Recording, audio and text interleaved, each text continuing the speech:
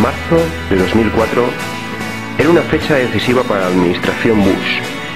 Se cumplía un año de la invasión de Irak y casi 3 de la guerra en Afganistán, siendo el rechazo a las mismas más amplio que nunca por parte de la opinión pública internacional. Las pruebas que vinculaban a Saddam Hussein con Al-Qaeda se desvanecían. Las acusaciones de que Saddam estaba construyendo armas de destrucción masiva se convertían en infundadas, y la cifra de soldados abatidos por la resistencia iraquí y afgana crecía de forma vertiginosa. Por otra parte, las elecciones presidenciales se acercaban y la popularidad de Bush había caído por los suelos. Exactamente, se encontraba 10 puntos por debajo de su rival, el demócrata John Kerry. Si los republicanos querían revalidar su mandato en la Casa Blanca y continuar con el macabro negocio de la guerra en Irak y Afganistán, iniciada por ellos mismos a partir del 11 de septiembre de 2001, necesitaban un golpe de efecto que movilizara nuevamente a la opinión pública norteamericana en pro de su guerra mundial contra el terrorismo, pues el 11S quedaba ya muy lejos. Ese golpe de efecto serían los atentados del 11 de marzo de 2004 en Madrid, donde morirían 192 personas y más de 2000 resultarían heridas de gravedad. Exactamente 911 días después de los atentados de Nueva York y Washington. 911, una cifra en la que al separar el 9 del 11 obtenemos la fecha en inglés de dichos atentados. ¿Casualidad? ¿O algún tipo de clave secreta militar? A las pocas horas del atentado, Bush diría: los asesinatos de Madrid nos recuerdan que el mundo civilizado está en guerra. Nunca antes un suceso allende los mares había tenido tanta repercusión en los medios de comunicación estadounidenses. George Bush se colocaba 7 puntos por delante de Kerry.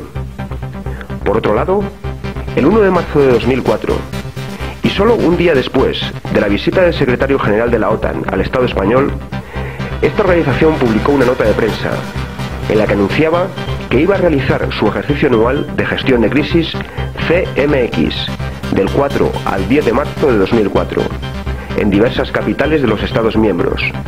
Una de ellas sería Madrid.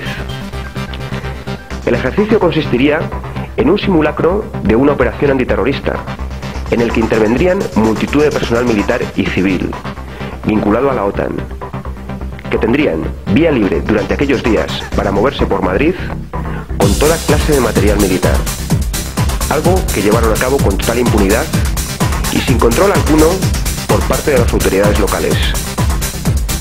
Al día siguiente de que la OTAN diera por finalizado su ejercicio antiterrorista, sucedía la tragedia.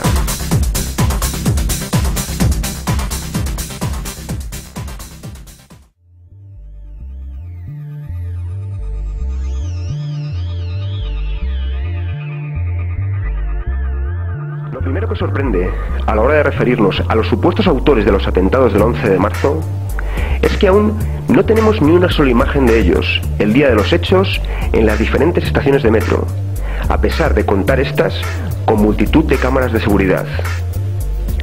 Sorprendente fue también que todos los imputados en el juicio por los atentados no solo negaran su participación en los hechos, sino que los condenaran rotundamente. Algo atípico en unos islamistas fanáticos que deberían de estar orgullosos de sus acciones. Recordemos que muchos de ellos, como el egipcio, acusado desde el primer momento, tanto por la prensa como por la policía, de ser el cerebro del 11M, quedaron en libertad sin cargos. Pero para entender esto un poco mejor, conozcamos a los supuestos autores. Casi todos los acusados estaban bajo algún tipo de control policial, incluidos los supuestos autores materiales, pues se trataba de contrabandistas locales, chorizos de barrio, estafadores, traficantes de droga y en algunos casos confidentes de la propia policía. Unos integristas un tanto atípicos, que habían sido vistos en muchas ocasiones frecuentando prostíbulos. Estos poco castos terroristas, que carecían de todo tipo de experiencia previa en estas lides, según la versión oficial, fueron capaces de cometer el atentado más mortífero en la historia de Europa, llevando a cabo todos los preparativos con precisión milimétrica, sin un solo descuido y sin ser descubiertos por la policía, a pesar del impresionante despliegue policial ordenado días antes por el gobierno Aznar, el mayor en la historia de España, debido al riesgo de un posible atentado ante la cercanía de las elecciones generales. Es llamativo que fueran tan habilidosos en los preparativos y en la ejecución de los atentados y tan inoperantes tras ellos, dejando multitud de pruebas incriminatorias. Unas pruebas que conducirían a la localización de los supuestos autores materiales en el piso de Leganés. La policía ya tenía sus cabezas de turco, unos mafiosetes del 3 al cuarto que a nadie importaban y a nadie importarían.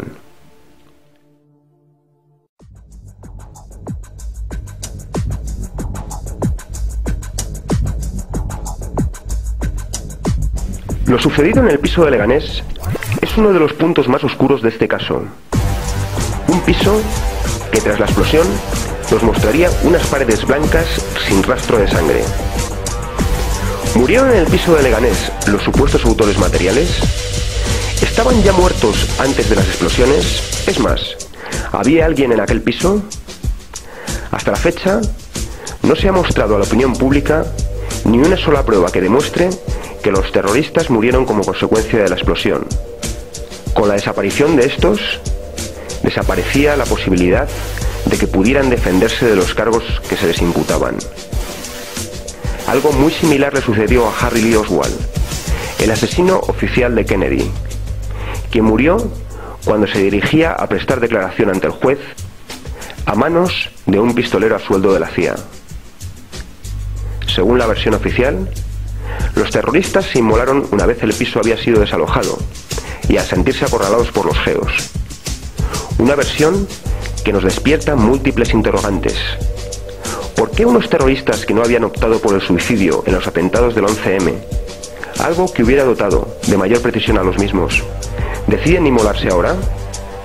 ¿Por qué esperan a que el piso sea completamente desalojado, pudiendo haber causado otra masacre de haberse suicidado un poco antes?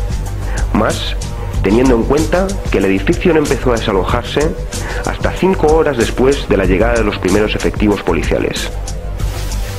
También es casualidad que en el momento de ser descubiertos se encontraran juntos la totalidad de los supuestos autores y que dispusieran del material necesario para inmolarse y para hacer detonar los explosivos, algo que exige su tiempo.